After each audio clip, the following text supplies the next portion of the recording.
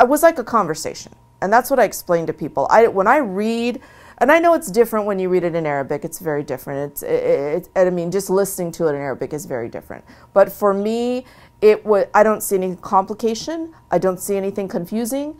I thought this is the most straightforward, most simple, and you're given so many examples of what is being said. The message is presented in every possible way. So even no matter what background you come from, no matter what your life experience is, no matter what your education is, no matter what even your comprehension of the world is, you can get it. A 5-year-old can get it. It's that easy.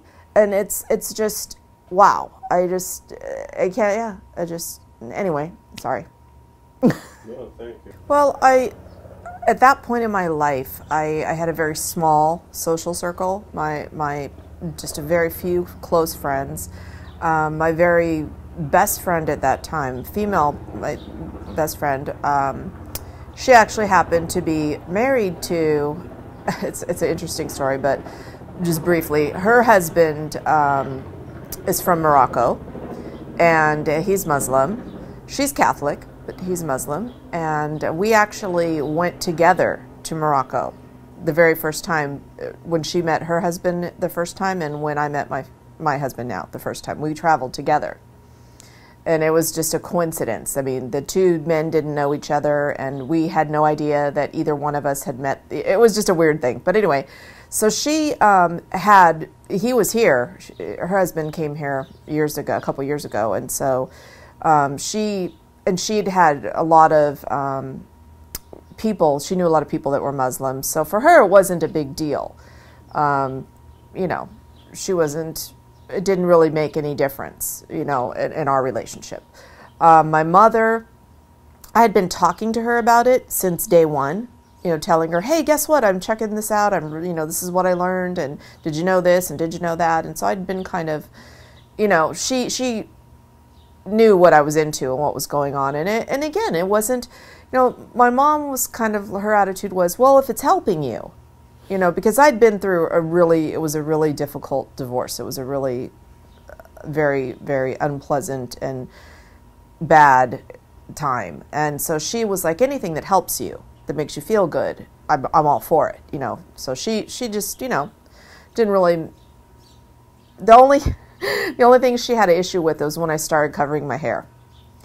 She got a little upset about that because she's like, why do you want to look like a little old lady? She's like, you're young, you're beautiful. What do you want to do that for? She didn't really get it. She didn't. But the interesting thing is that I'll never forget. We were leaving. She was here. She came to visit I think it was last year. We were going somewhere, and I think I actually had on what I have on today. And we were walking out to go to the store or somewhere, and she was behind me, and she goes, I have to say something. And I turn around and go, here it goes. She's going to say something bad because, she'd always make comments when I would wear a scarf. And so I turn around and I go, okay, I'm waiting for it. She goes, as much as I don't like it, I have to say that you just glow when you have that on your head. You just glow. And I'm like, oh, well, thank you. I feel very happy. Maybe this is why I glow. I don't know, but it was nice. So I haven't had really any problems. I get teased a little bit. I got a 20-year-old daughter she teases me a little bit, about what I wear sometimes. And I don't know. I haven't had any real bad thing except, and this, I don't even know for sure if it's, I do know. I had a little bit of bad experiences with my children's school that they go to. They've been going there for a couple years, and the first year that they went there, I wasn't covering my hair. And then when it seemed like I didn't want to think that as soon as I put a scarf on my head that they changed, but my oldest daughter said absolutely that's when everything changed. And their whole attitude towards me and helping me with my kids, it all changed. And I became like, they started looking at me like I'm bad, and they started giving me a hard time with everything. And it just was a total different, everything changed. And anyway, it's okay though.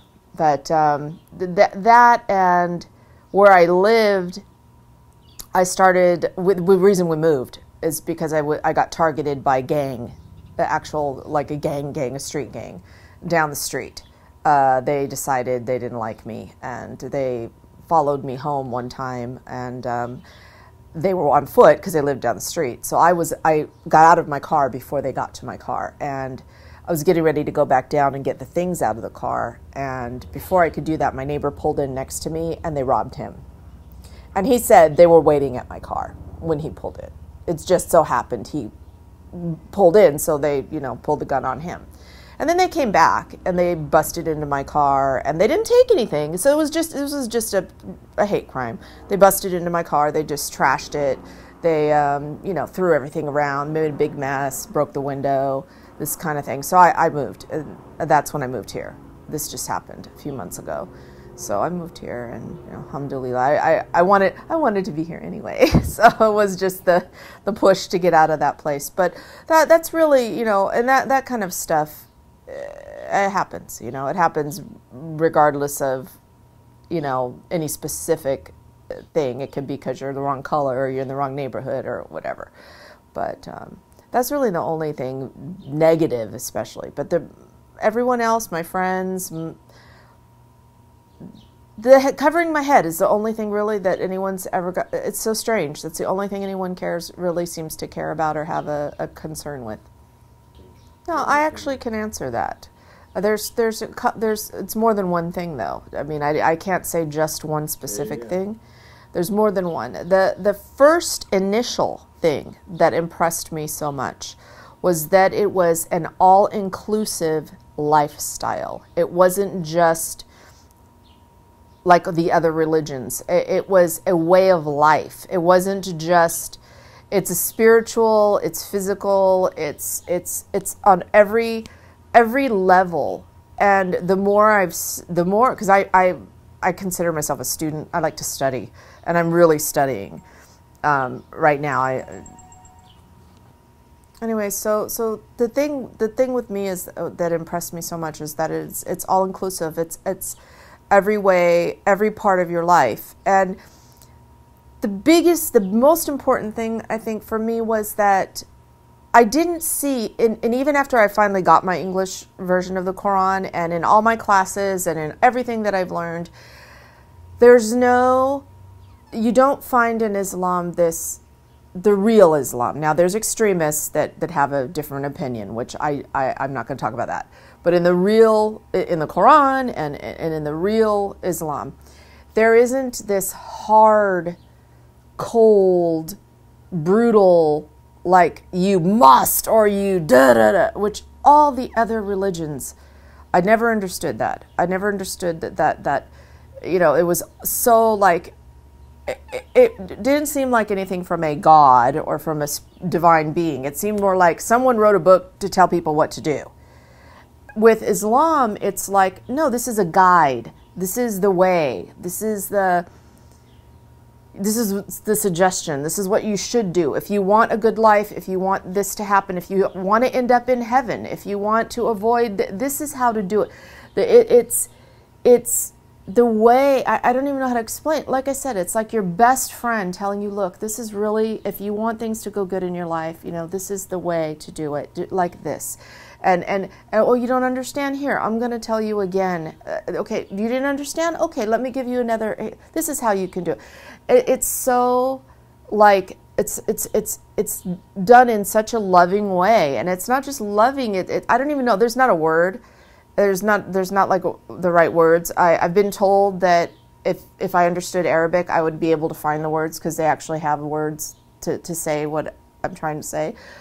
I have this answer too. This is my opinion, just my opinion, but from what I've seen is it's like a couple different things, but it all ties together.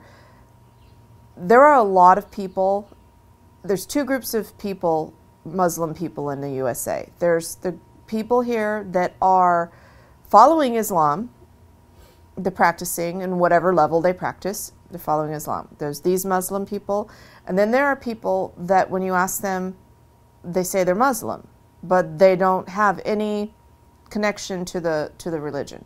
It's just well, I'm from here, I'm Muslim. I'm from there, I'm Muslim. And the problem with both of the second group, the problem with them is that they're just doing whatever and they're saying they're Muslim. So anybody that knows them is like, oh, really? You know, and this is their example. And this is what they see. And they think, oh, wow, that really? You do, that's Islam? That's what that means? Oh, you know, and it gives a very poor impression. I mean, it confuses people, and it may even just do, like, really can be bad, very negative. And so for those people, whenever I meet them all the time, oh, you Muslim? Oh, I'm Muslim too. Really? Oh, okay. And then I'll invite them to come here, or whatever the situation is. I try to talk a little bit, and then I realize immediately they don't follow Islam. They're saying they're Muslim, and for example, I belong to a lot of different Islamic sites and groups and dawah projects, and I'm doing a lot of this kind of stuff, and a lot of it is through the internet. And I met a person, a brother on there, and he says, you know, I said, oh, are you Muslim? And he said, yes, I'm Muslim. And he says, I'm half Muslim. And I went, half? And at first I just thought, okay, I'm not going to even talk to this person because this is stupid.